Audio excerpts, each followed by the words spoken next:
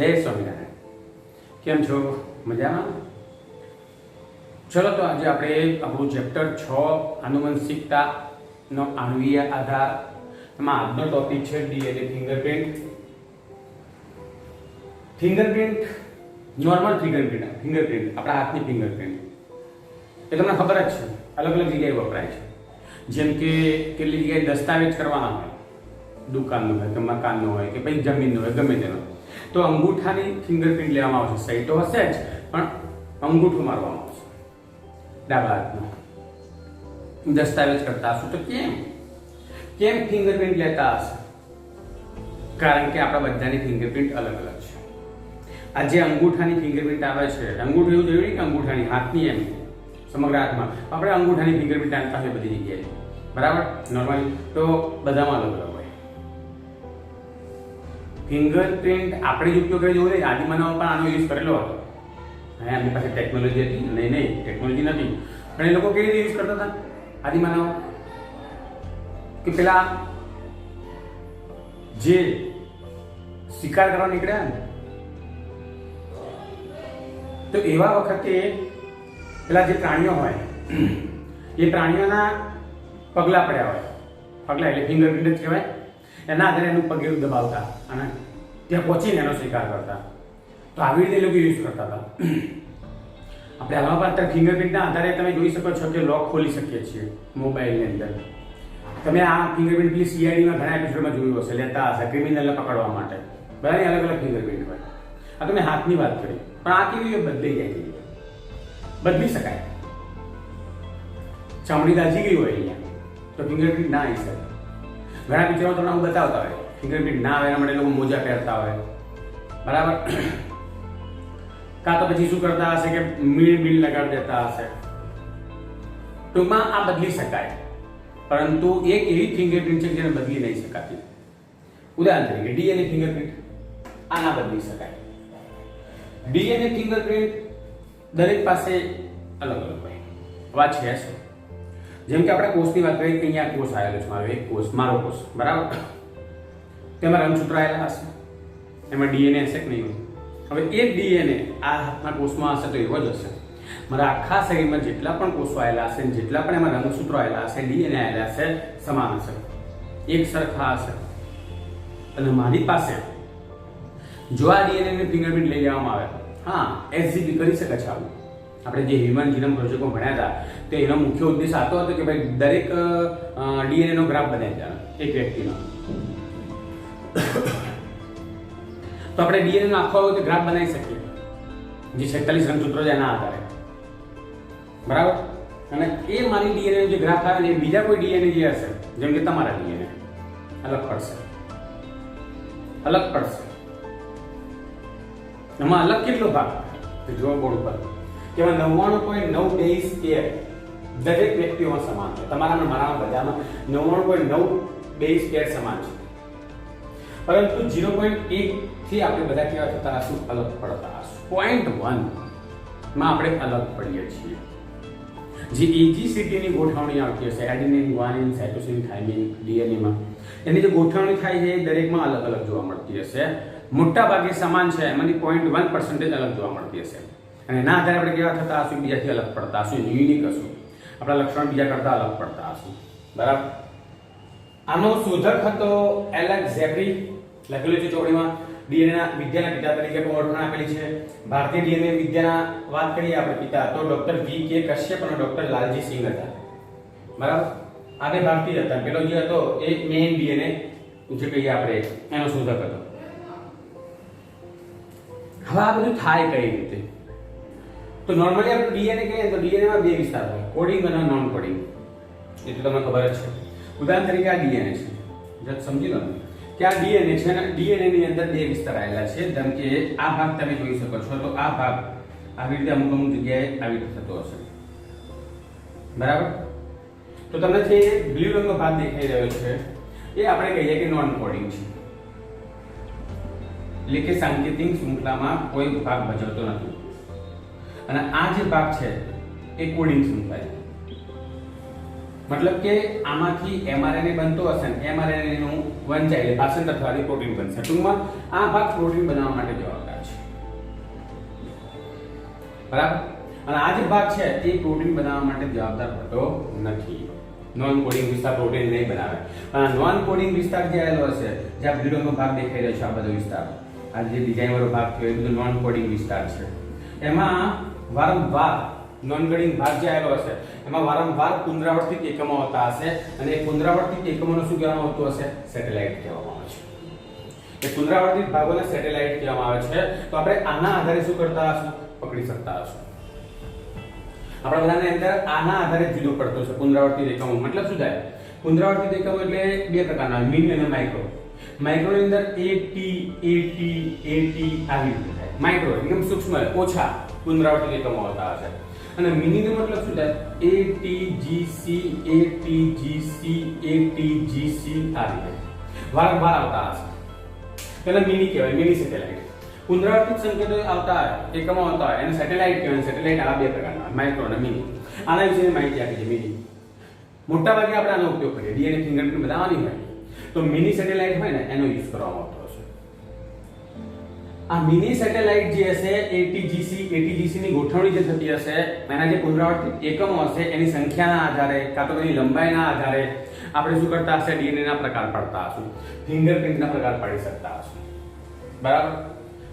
જો આની અંદર વિકૃતિ થાય તો દેખાઈ આવશે ને, તરત દેખાશે આપણને. એટલે કે પ્રોટીન વિકૃત થશે એટલે કાર્યો બદલાશે માટે તરત દેખાશે. પણ જો આની અંદર વિકૃતિ થાય, નોન કોડિંગ ભાગની અંદર જો આમાં વિકૃતિ થશે કોઈ કારણસર, ઉદાહરણ તરીકે ATGC ની ગોઠવણી થઈ રહી છે પણ અહીંયા CGC આવી ગયું, બાકી બધું બરાબર છે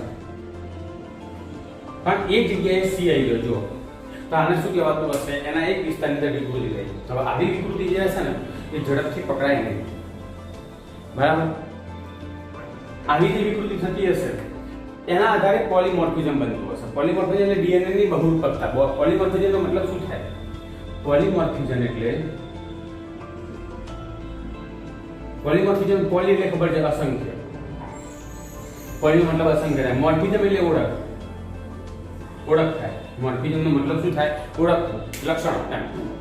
તો હવે એની વાત કરીએ આપણે. જો એક વસ્તી છે, સમજી લો કે એક આ વસ્તી છે અને આ વસ્તીની અંદર ઘણા બધા મનુષ્યો આવેલા છે. આ બધા મનુષ્ય છે, ઢગલાબંધ મનુષ્ય છે.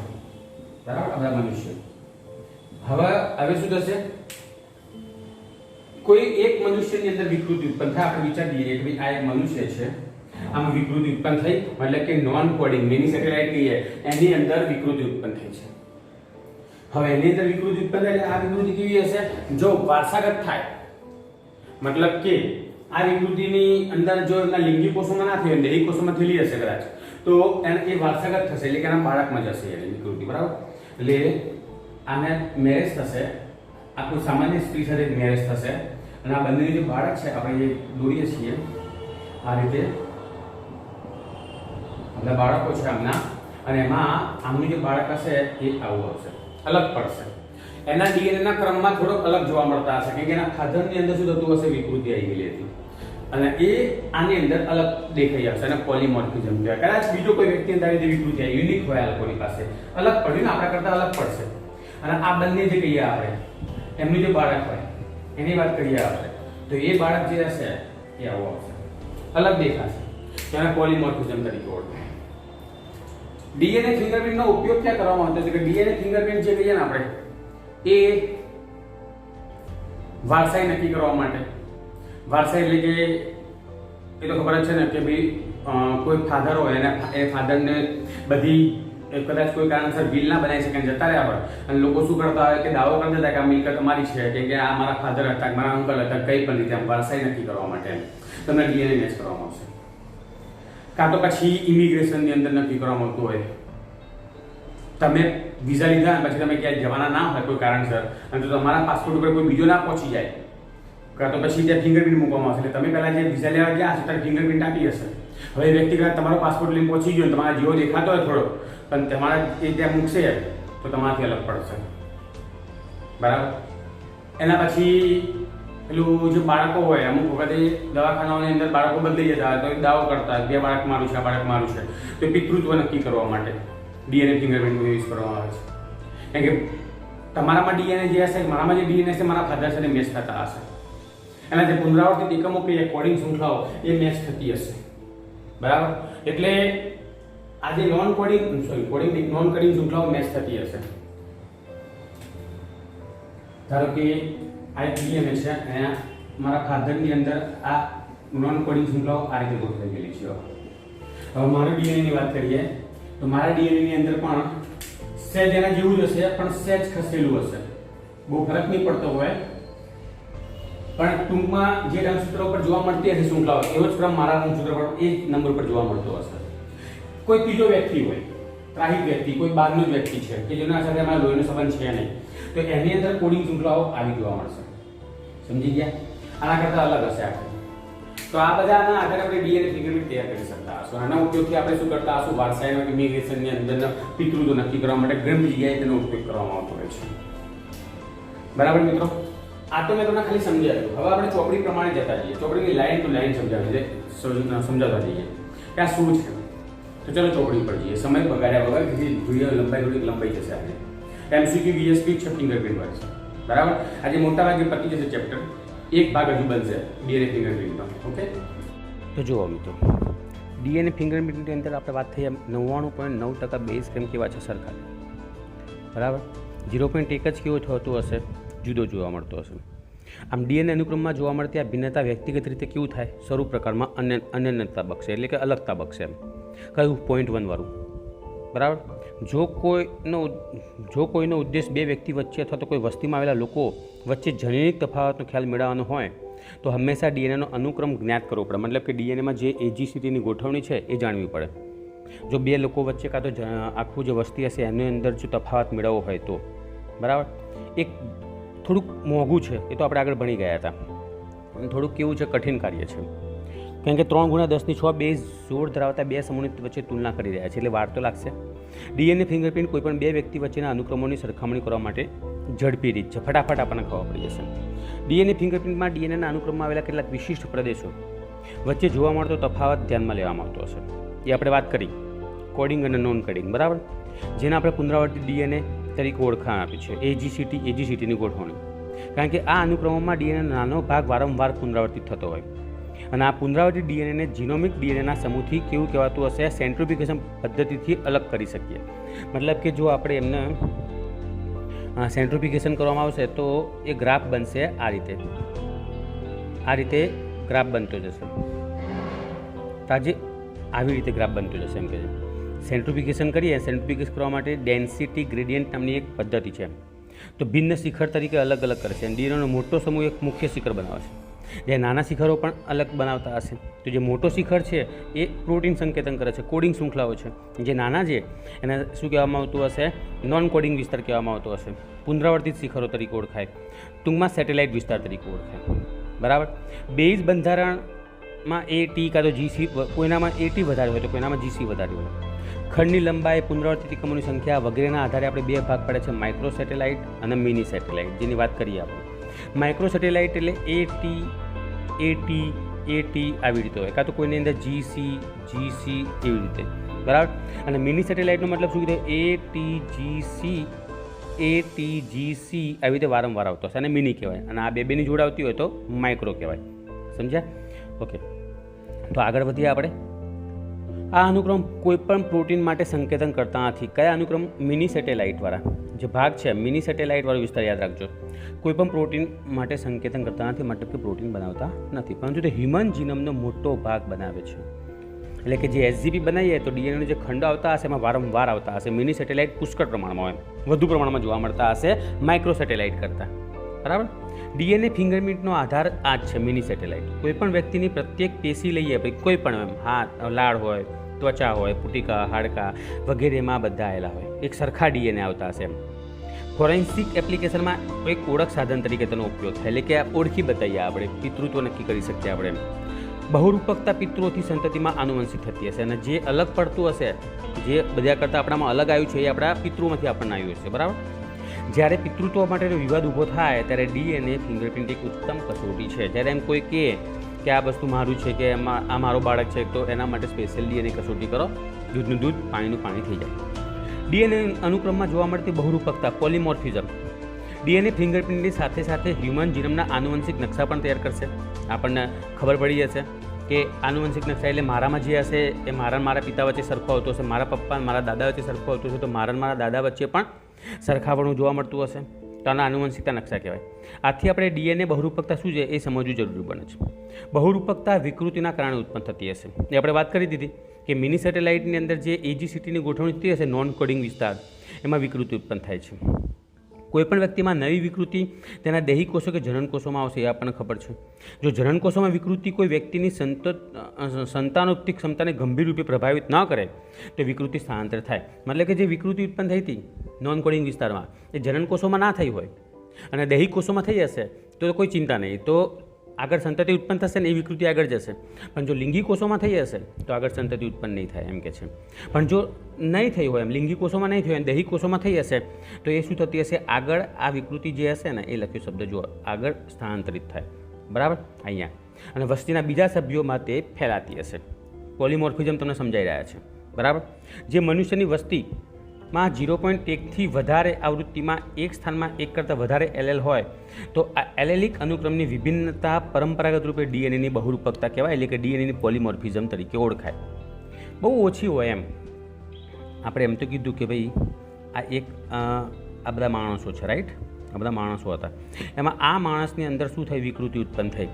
તો હવે એ વ્યક્તિ જ્યારે અહીંથી આમ આવશે, આની અંદર મેં શું કીધું, બાકી બધાની અંદર ATGC આ રીતે પુનરાવર્તિત કરવાનું છે, પણ એની અંદર ACGC આવી ગયો છે.